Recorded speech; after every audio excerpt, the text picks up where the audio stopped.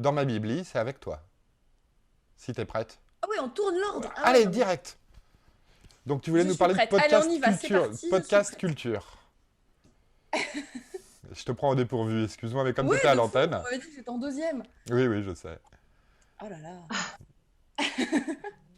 Alors, bonjour et bienvenue du coup dans ma bibliothèque et même aujourd'hui dans mes écouteurs, encore une fois, comme on avait pu le faire il y a deux émissions. Et oui, ça ne nous rajeunit pas. Trois émissions. Il y a trois émissions. La deuxième émission, on avait parlé podcast. Mais on avait parlé podcast un peu adulte, etc. On parlait séries, fiction, tout ça. Mhm. Et aujourd'hui, j'ai envie de parler podcast jeunesse. Ah. J'ai envie de parler podcast pour les enfants et histoires racontées. Et particulièrement, c'est les histoires qui sont proposées par France Info et France Culture. C'est pas trop sérieux? De quoi? France Info, France Culture, tout de suite, ça fait connoter très très sérieux. Et pourtant, pas du tout. Et ils proposent en fait plein de podcasts. Alors, pour les grands et pour les petits, notamment France Info, c'est super varié avec des choses voilà, pour adultes, pour discuter, des questions sciences, des questions sexualité, tout et n'importe quoi, mais aussi des choses pour les enfants.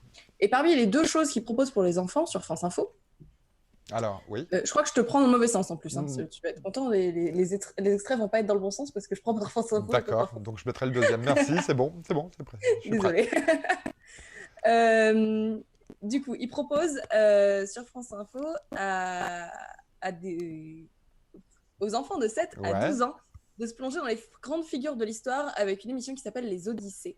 D'accord.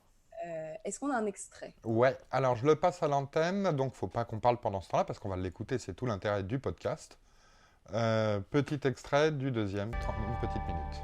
Avril 1891. Depuis 6 mois maintenant, Maria vit à Paris.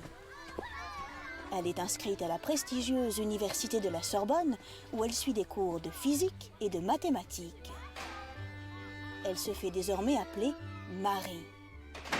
Il faut dire que les Français ne sont pas tous très doués en matière de prononciation polonaise. La preuve, tu m'as entendu dans le premier épisode.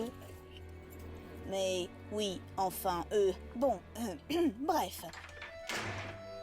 Marie habite une toute petite chambre sous les toits dans le quartier latin.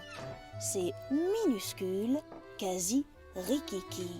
Le poêle ne marche pas toujours bien, il fait un froid de...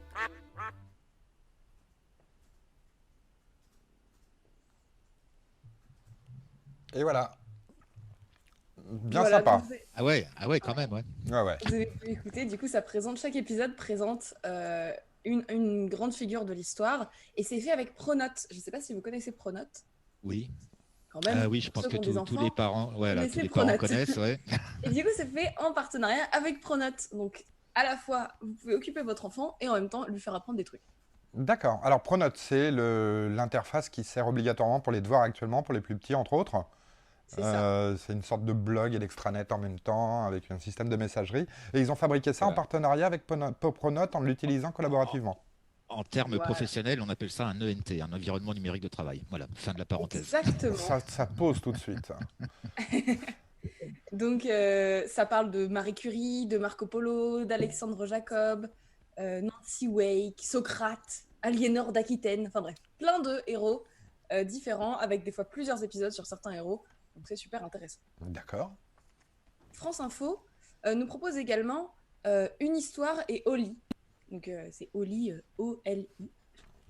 Ah, pas comme le youtubeur. Comme le rappeur, oui. Oui, c'est ça, comme le rappeur, oui. Oui, comme le rappeur, effectivement.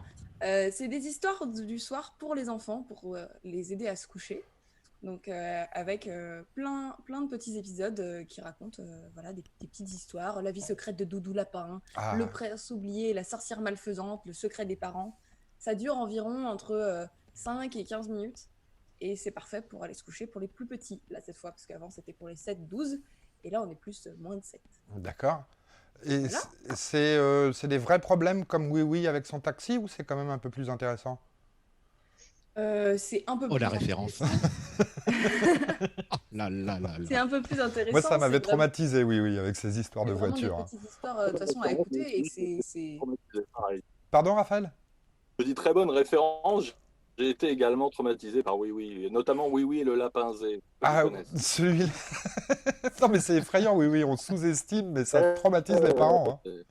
Hein. C'est ça.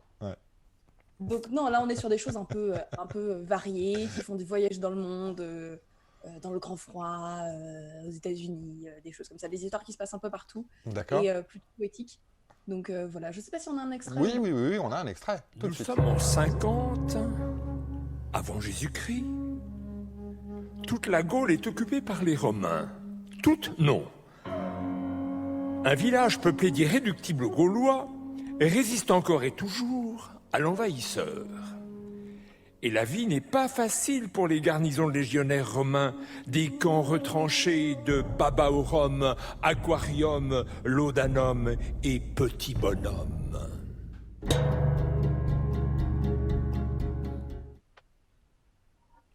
Et voilà, pas mal aussi, hein, franchement. Oui. Ouais.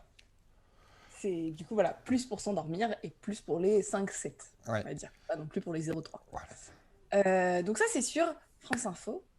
Et sur France Culture, Mhm. proposer des adaptations audio de plusieurs grandes œuvres, dont Astérix et Obélix, et plus précisément l'œuvre, la BD Astérix et la Zizanie. Waouh. Vous pouvez retrouver cette BD en version audio, ça dure 59 minutes, très exactement, quasiment 1 heure. Et c'est fait avec les voix, les bruitages et de la musique en mode concert-fiction. Waouh. Voilà, c'est disponible gratuitement sur leur site. Et je crois Certainement qu'on a des- également un extrait. Non, parce qu'en fait, on a déjà graillé tous nos extraits. On n'a plus d'extrait. Donc, on a Du plus coup, on n'a pas d'extrait. d'extrait. Ou Mais peut-être on l'a passé à un mauvais moment. Mais bon, c'est pas Peut-être. grave. Peut-être. parce qu'en fait, on n'entend pas ce qu'on passe. Voilà. Du coup, on dit c'est vachement bien et en fait, on sait pas ce qu'on a passé. Du coup, c'est possible qu'on n'ait pas passé le bon truc. C'est Bon, pas impossible, on est bien organisé. n'est-ce pas? J'aime beaucoup. Bah non, mais c'est raccord, hein, c'est la zizanie. Voilà. C'est la Ah, zizanie ça, et les joies du c'est- direct. c'est- Merci c'est la Steph, zizanie. bienvenue, bien vu. Du coup, voilà, Astérix et les Zizanie, disponible sur France Culture. Et France Culture nous propose également Tintin. Mais Tintin, il n'y a pas qu'un seul tome, il nous propose 4 tomes de Tintin, qui sont à chaque fois divisés en 4 épisodes de 25 minutes. Donc, un épisode égale 4 épisodes de 25 minutes. Enfin, une BD égale 4 épisodes de 25 minutes. Et du coup, il y a 4 BD. Waouh. Et également un podcast sur Tintin qui est disponible. Donc voilà, là, il n'y a pas de musique, mais il y a toute la BD. Ah oui, quand même. En parlant de Tintin, d'ailleurs, Microïd vient d'annoncer qu'ils développaient un nouveau Tintin. Peut-être que Raphaël Gesca, notre invité, fera la musique, on ne sait pas encore. Je pense que ce n'est pas encore décidé. T'as entendu parler de ce jeu, Raphaël? Oui, bien sûr. Oui. En plus, c'est ma BD fétiche avec Raon. Vous m'entendez? Oui, à peu près bien. C'est ma BD fétiche avec Raon. Donc, quand il y a un jeu Tintin, ça m'intéresse toujours. Ouais.